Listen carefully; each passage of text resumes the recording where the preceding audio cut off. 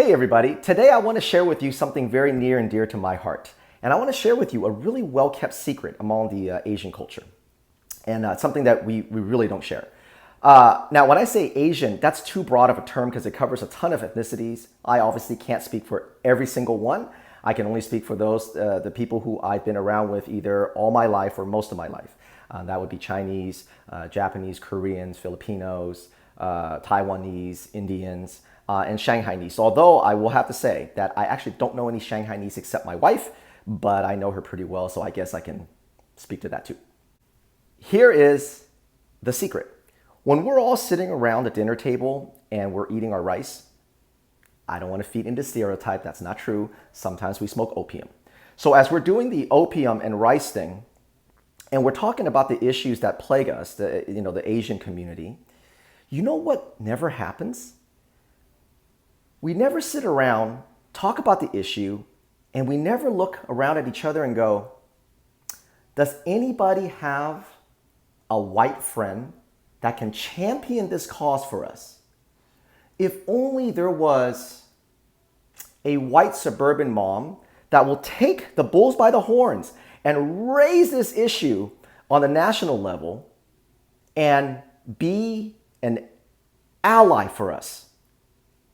That conversation has never happened. I don't know why. I don't know why. And yet, we have all these self-proclaimed champions for minorities.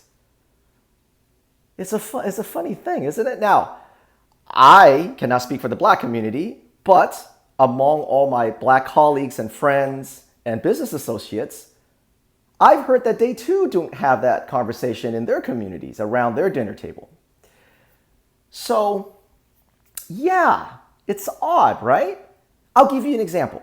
A few years ago, Scarlett Johansson did a movie for Ghost in the Shell. It's a Japanese story. And these white champions said it was cultural appropriation, which doesn't actually mean anything. But they started just slamming her and slamming the movie and how racist it was because she was white and is a Japanese character.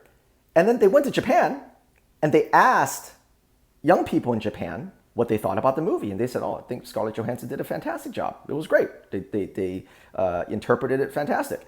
And then they said, well, people in America said that it was racist and cultural appropriation. They're like, what's that? And they said, oh, she shouldn't have been a white character. But we're like, but the character she played wasn't Japanese, right? See, they don't even know the story. The character is not Japanese. The character isn't a race, right? It was just android or whatever she was. So what's funny to us is that all these guilt-ridden white champions and self-proclaimed woke allies, everything they claim that they care about or that we care about, we don't give a shit on. And everything that's important to us, things that are actually our problems, they have no idea about. And most of the time, our problem is actually them. So, so I just wanted to let you guys know, especially here in Indiana, I know that it's, primarily Caucasian.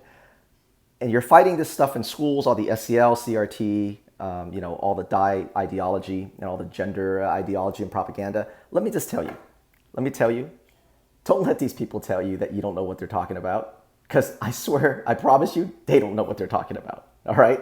I wanted to share that with you guys. I hope you guys are having a good day, and I will catch up with you later. Bye.